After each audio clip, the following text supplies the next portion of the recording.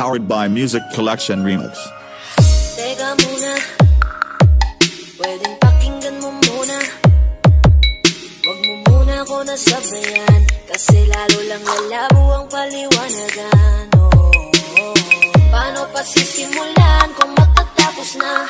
Mas isisi mo ba kung napapagod na? Kahit na mahal kita, hindi sapat na dahilan na manatili pa sa tabi mo. Kaya ko namang ilaban ka pa, alam mo na iningatan kita, kaso lang may hinahanap ka pa. Nagkulang pa rin kahit lahat ay ginawa ko na. Sarili mo nang uunahin ko. Patawad kung kailangan ko na lumayo sa piling mo. Baka di lang talaga tayong dalawa, at mas mabuting palayain na kita.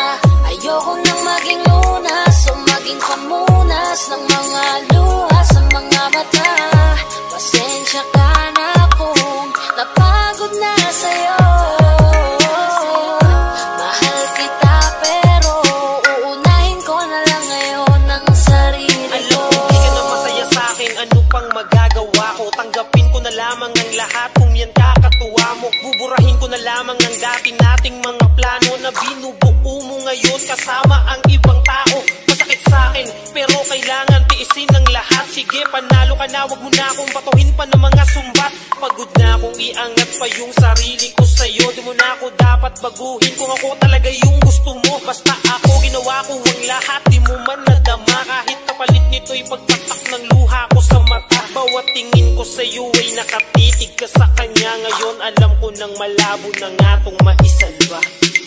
Baka di lang talaga tayong dalawa, at mas mabuting palayain na kita. Ayoko nang maging lunas o maging pamunas ng mga luha sa mga mata. Pasensya ka na kung napagod na sa'yo. Mahal kita pero uunahin ko na lang ngayon ang sarili ko. Pinipilit ko naman na maging maayos ang lahat, ngunit parang hindi pa din sapat ang aking mga nagawa. Tama na, hindi ko na kaya pa, hindi ko na kaya pa, hindi ko na kaya pa. Hirap ng tiisin, alam kong wala nang pagtingin, at nawala nang paglalambing.